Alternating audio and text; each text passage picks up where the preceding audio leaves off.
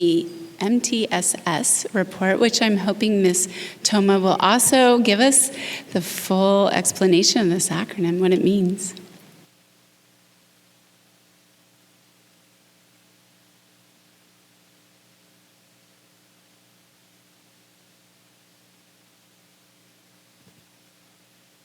Probably not.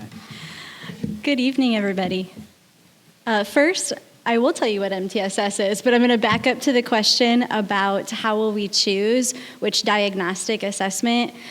We would do that work with teachers. So if you remember me coming back last year with our very short timeline for K through second grade ELA, required adoption, do you remember that? I can see some of my friends that were in that work right here. We had about this much time to make a really big decision, and we pulled it off thanks to the blood, sweat, and tears of the teachers. We would do the same thing, but it is a pretty unrealistic ask for a teacher to be able to turn around and start that in August and know what any of that data means if we have to change system. In addition to that, we no longer can compare what we have because now we've changed it. So I did want to take the time to answer that, and obviously as we start researching, which we've already done by talking to other local districts, just trying to learn more about what other people are doing and if they're seeing some of those same things. We're collecting all of that, but I try to do as much front loading so that when teachers come, I've got it all laid out for them to digest it, because those meetings happen after the school day and they're tired and I'm tired, and so we try to give them all the tools they need to make the best collaborative decisions we can. So that was that part. All right, I'm going to shift to MTSS. MTSS is exactly what you've been reading about in Charlie Boss's amazing newsletters that she sends out. MTSS stands for Multi-Tiered Systems of Support, and it is our way to provide support to students who have an academic, behavioral, or social emotional need. So I know you were asking about what does it look like when we're talking about social, emotional, and behavioral pieces, and that's all encompassed within MTSS. So when we see data like Mr. Cooper just presented, we dig into it and we start saying, is there something we can do to support this student in a different way? And so that's what I'm here to talk to you a little bit about tonight. I know Mr. Cooper touched on this, and anybody that's been in any of my MTSS meetings always hears me say we're talking about every classroom, every student, every single day. So whether or not they're in one of our formalized interventions or they're just flying into chemistry class, we're still wrapping our arms around them, doing the best we can to meet students who both need enrichment or possibly students that need reteaching and support to understand those standards. Our students are reaping the benefits of the collaborative work that we're doing across PK to 12. So we've worked on our educational framework, specifically talking about the safe and inclusive environments, student-centered learning, and clear evidence and application of learning. MTSS really hits those pieces and parts in conjunction with the Portrait of a Graduate. That work doesn't stop just because we're talking about perhaps data and those pieces. It's all combined together. So our work directly connects to those pieces and allows us to monitor whether or not we need to make adjustments to our instruction. Also, you might remember in July of 2024, we shared our strategic plan. So this was a group of stakeholders that came together to kind of lay out where we headed as a district. And part of Priority 2, which was student-centered learning, was Objective 2.1, which calls for us to implement a multi-tiered system of support in Westerville City Schools. And so since we had that charge, we've been working really hard from PK to 12 to say, what does this look like? And being newer to secondary, boy, have my eyes been wide open with scheduling and graduation requirements and just the complexities of what it looks like to have a multi-tiered system of support in secondary schools. And I can't be more excited about the collaborative work at the secondary side of the house because it doesn't really exist. Like, you can't just go search that on Google and be like, oh, here you go, this is great. because it's too complex. There are layers and layers, and I would never say we have it right yet, but I will say that the teachers are committed to doing this work, the administrators are committed to doing this work, and there's a lot of energy around how do we work together to make sure that we're meeting every student's needs. Additionally, in August, like just a couple months ago, the state released Ohio's integrated multi-tiered system of support. So they put out this infographic. There is a web page on ODU's website. It luckily matches everything we're doing, so yay, we don't have to change anything. So that's always exciting. But it talks about all of the components that go into a multi-tiered system of support. And so most of those things were already underway as we started into the year, although you'll see in a second, I'm going to talk about multi-tiered systems of support don't just happen overnight. They take a long time to fully implement pieces and parts. And I think that we work on a lot of things. We work really, really hard. But if you try to do too much, you don't do any of it well. And so we've tried to chunk it into manageable pieces and parts and then try them and learn what worked, what didn't work. Use data to decide, is this something that's benefiting students or do we need to adjust? One misconception that I want to make sure I clearly state tonight is that MTSS serves all students. It is not just for students who might be struggling in a classroom. It is truly intended to meet the needs of every learner that walks through our doors. So whether we are extending learning and challenging in a higher thinking way, or whether we're going back to basic reading intervention, every student deserves to have what they need in our classrooms, and that's what we're here to work for. So when we talk about multi-tiered system of support, I really want to make sure that our gifted families know they're included in this, that our students with disabilities, our EL families, everyone is a part of this work, and it's our job to figure out how do we make sure that we're meeting their needs. These are our goals for this year. Again, across PK to 12, by the end of this school year, we'll have structures in place to support students at Tier 1, 2, and 3. So part of MTSS is kind of using data to decide Tier 1 is what 80% of our students, if I go back to this, 80% of our students should be successful with just your general Tier 1 instruction. 15% ish should be probably within Tier 2. Those are students that may be needing just a little bit more support or perhaps a quick intervention and then they are able to pick up Tier 1 skills. And then Tier 3 is that intensive level of intervention or support. So it's really targeted to what a student might need. So we're working to have those pieces and parts at every tier across PK to 12. We've also embedded micro-professional development on universal design for learning. So that's a lot of words to say basically what we're trying to do is look at how we've instructed students forever, right?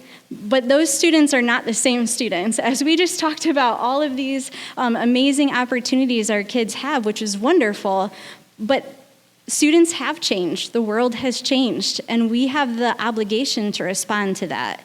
And so Universal Design for Learning asks us to rethink about our instruction to make sure that we're removing any barriers that could cause a student to not be successful in the classroom. And sometimes these are really minor, like I forgot my glasses today and now I can't read the text that's in front of me. Thankfully, my teacher has a video that I can watch instead. Or they can be more major things, like I'm going to be learning a standard that's 3 grade levels below where I'm at, meaning grade-wise, so that I can get that unfinished learning and keep going. So that's what we're talking about with Universal Design for Learning. And then we also have our elementaries kind of moving on to social, emotional, and behavioral supports. And so those meetings happen one time a month, and it's a 10-minute micro PD, and then time for teachers to collaborate on whatever skill or strategy we just taught. And that's headed up with our MTSS coaches, but a lot of other people are involved in that work. Our department facilitators at the secondary level have done an amazing job getting started with that. We also have, it's the next bullet point, MLT, which stands for MTSS Leadership Teams, because we need another acronym in education. But we have teams of teachers and administrators and counselors, social workers that come together and they look at data on a regular basis because we're really trying to prevent students from having to struggle. If we can catch it early and we can intervene, we hope that we'll see that progress in next year's achievement record. Not achievement record, that's the elementary grade card. It came out today, in case anybody wants to get online and see it. But the state's report card. All of our buildings have an MTSS coach that's supporting teachers in implementing those Tier 2 and Tier 3 practices, because teachers have a lot on their plate, right? And they're trying to design instruction for all of the students they serve. So having a coach be able to help with that and to problem solve and have a thought partner to say, this is the skill that's not mastered, how can we work together to support? We also have curriculum specialists at both elementary and secondary that are working on Tier 1 strategies and support, including in our preschool. So preschool was part of the K2 ELA adoption, but remember that started in preschool too. So this fall, preschool had to start a brand new curriculum, just like K2 had to start a brand new curriculum for ELA. And so our curriculum specialists help support that work as well. And then probably one of my favorite parts is bringing district teams together. And so this past week, we had the opportunity to have our MTSS district teams. We have a secondary team with some rotating members and then some members that come to every meeting. And then we have an elementary team. But right in the middle of the meeting, we come together for an hour.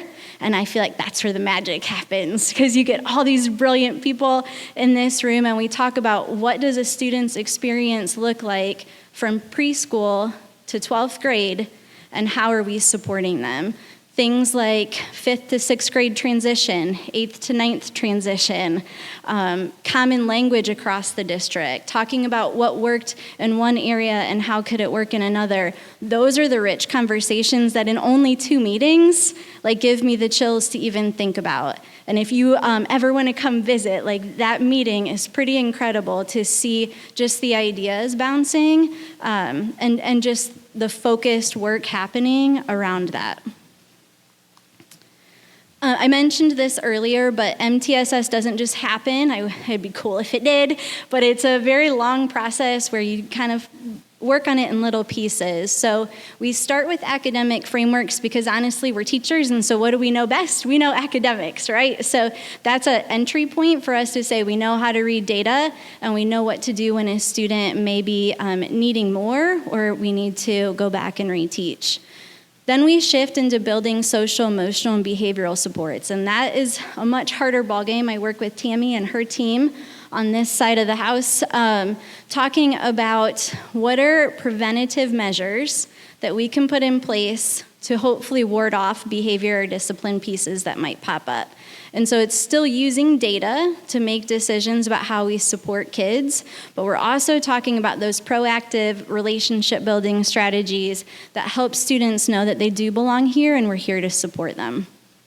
And then finally, that third year of implementation focuses on enhancing supports for our special populations. So another amazing meeting that I get to be a part of is our subcommittee, where we break into a team that's focused on English language learners, one team that's focused on special education students, and one team that is focused on gifted students. And so we're talking right now, in preparation, how do we do a good job meeting those students' needs regardless of which setting they're in? And so that work is on the back end in the planning parts right now.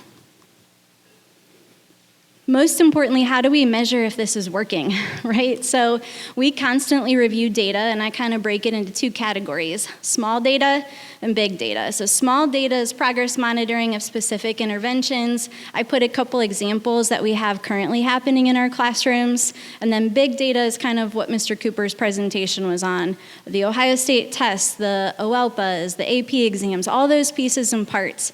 What we try to do is look at that in conjunction with our teachers and their qualitative data and or their grades, their attendance, all the different pieces and parts that go into a student's experience. And we create these feedback loops where we're constantly talking about, is it working? Are students benefiting from it? And if they're not, what are we going to do to make it better? We also are working hard to plan visits with students and collecting anecdotal information regarding what the experience of getting these supports is like. I've got a couple examples to share. Charlie Boss also does a great job capturing those real moments where a student just has that like, aha, just burst, and she's lucky enough to be there to capture it in pictures. But we couldn't do this work if it wasn't all of us working together to review data and make changes. So let me end with just a couple great moments. So how's it going so far? We are definitely focused on unfinished learning. Specifically, a 7th grade student at Genoa Middle School said, I finally get division from getting some extra supports and learning math in a different way. Our students are focused on growth mindset and goal setting. And if you've not met Shelley Seabury and you want to talk about MTSS or multi-tiered system of support, I don't know if she's here, but you should talk to her. What she had the opportunity to do was talk to an 8th grader who was a little bit frustrated that they were going to need some additional support. And here's how she said it, and I think it really sums it up. This district believes in you so much that we put these supports in place so that you can do anything that you want to do. And that student has come back multiple times to thank them for giving her the extra support. Also, these really beautiful moments are happening that we don't even think about. So I had the opportunity to be here at Central, and a 10th grade student, when we walked in, was working in Read 180, which is a program we're using for reading intervention. And she went, now I know what that word means, and it totally changes the meaning of this song that I was listening to. This whole time she thought the song was about X, and then she learned the actual meaning of the word and was like, whoa, that song's way different than what I thought it was. And so we get those cool moments of like, that was not what we were out to fix or solve or work on, right? But it's making those connections that student was so excited that they learned the meaning of that word, and that's what we're here for. So I'll close with, I was preparing for this, and I asked the MTSS coaches and some teachers, like, what do you want me to say? What should I tell them about MTSS? And Ashley Glover, who's an MTSS coach at Robert Frost Elementary, last year she was a 1st grade teacher at Minerva, France, and she wrote it so beautifully. I know it's a lot of words, but I'm going to try to sum it up. They didn't just learn, meaning her students, that they belong here. They learned that they're capable of thriving here. The real triumph wasn't just my students' academic growth, it was watching them claim their own success story. MTSS was a promise of potential for every single student. They actively bought into their own path moving forward. They were the ones plotting their skill growth, celebrating every point of improvement. The data wasn't a burden, it was undeniable proof of their effort. I get a little teary-eyed talking about it, sorry. It's just a really cool moment to see kids finally realize, like, yeah, I can do this. I can do anything. So that's what I think MTSS is. What questions can I answer? Thank you. Are there any questions? I just have one brief one. When you talk about qualitative data and gathering the qualitative data, what does qualitative data look like when it comes to our students' social and emotional learning? Like what exactly, like not to get too in the weeds, but what specifically are we trying to pick up on so that we can ensure, because we're going to meet them. I mean, it sounds to me, and I don't want to summarize too much here, but it sounds to me like MTSS is a lot about meeting students where they are and then seeking to advance them through. So how can we figure out where students are, they are using qualitative data? Yeah, it's a little tricky on the social emotional behavioral side for sure. We're just getting started in that work. We obviously have the data from Panorama, which is more quantitative, but for qualitative, it's the stories that the kids are telling counselors. It's the stories teachers are telling us about the experience students are having. We recently were looking at data from behavior observation forums and trying to I think it's really hard at 1 o'clock on the last Friday of the month. I mean, we know that already, but we're tying things to it that make actionable next steps. And we're also creating resources. This year we launched the K2 and 3-5 SEB, or social emotional behavioral hubs for teachers, and listed on there a wealth of interventions you could do, morning meeting, class community building pieces. So it'll be hard to measure, to your point, like how do you measure that? But I guarantee if you talk to our students and our teachers, you'll know. And I'd be happy to come back too and tell you more about it. Kate, could you hit quickly, you mentioned morning meeting, and I'm not sure the board knows what that is. Could you just share a little bit about how teachers are able to use that as a tool to front load some of those skills? Sure. So at the K-5 level, our classrooms start with morning meeting. It's 20 minutes or less usually, and it starts with a greeting. So students learn how to greet each other, how to look at each other, sometimes shake hands, and really truly connect with each other to get ready for their day. It moves into an activity and a share, so students get the opportunity to share something that's meaningful to them, which can be really exciting in a kindergarten or first grade class. It's exciting in every room, but it's really exciting in kindergarten and first grade when they share their thoughts. The activity is usually a fun engagement, like game to get us warmed up, but it doesn't always have to tie to something direct like math. It's just a time for us to come together as a classroom community, and then it ends with a message, and the message lays out the structure for here's what's going to happen today, because we know that students do well with expectations and routine and structure, and so that morning meeting structure really helps pull the day together and start students' days on the right foot. I mean, imagine if you've had a rough morning at home, you come in and you have your whole class there to support you. And our teachers have done a phenomenal job with that.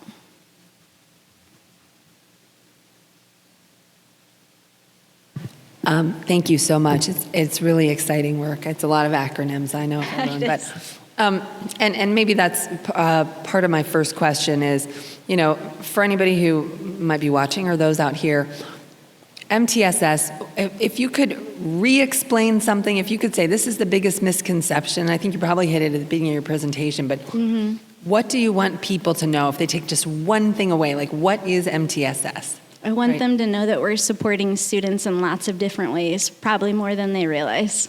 Yep. And that it's every student, right? Every student, every day, in every one of our classrooms.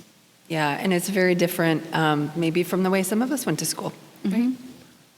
So, you know, I invite people's curiosity about it, and thank you for the presentation. And there's just one specific thing I wanted to ask, which is actually goes back to Mr. Cooper's presentation. So we know that, as the state labels them, students with disabilities, we have some room to, you know, to make improvement and some work to do on reading and math. And I see in the multi-year implementation that the focus in year 3 is on enhancing supports for special populations. And I know that doesn't mean we're waiting until year 3. Yes, yep. So can you just talk a little bit about how we might start to address some of those issues through MTSS? Yeah. We already have, so you're right. We aren't waiting until year 3. It's just that's the focused learning. So that year, all of our micro PDs, for example, will all be on how we can support students within those special populations. But that does not mean it's not happening now. So a shift, an example would be students who perhaps were getting reading intervention outside of the classroom previously now might get time with their teacher plus time with a reading intervention teacher. So you're getting that double dip, which research says will help you close learning gaps quicker. So it shifts like that. It's thinking differently about our schedules and prioritizing time every day for us to be able to support students in whatever way they need, whether it is a student with a disability or not. The goal, again, is that every student is getting what they need. And that's difficult, but we're here for it, and we're going to dig in and keep working on it. Thank you for sharing that example. Yeah. Thank you. I think, so I'm sitting here digesting everything we heard from Mr. Cooper and from you, and it dawns on me that the report card really is a snapshot of the district as a whole, right? Just a snapshot in time. But MTSS is really a snapshot of how we're doing with each individual student, and collectively, this could really make sure that we are meeting, as you said, students exactly where they're at and being able to push in interventions as they need them and be creative. I imagine there are times that a teacher might come and say, I have this really interesting situation and I don't know what to do. And it sounds like, and correct me if I'm wrong, you're able to take it back, the group is able to take it back and say, hey, I'm experiencing this, what can we do to meet this student? Yes, that's our goal, is that when teachers have concerns about a student, even if they aren't maybe a student we identified from some of those big data points, we still want teachers to be able to say, you know, I feel like we need to dig in and support this student. And so we're building structures that support that too.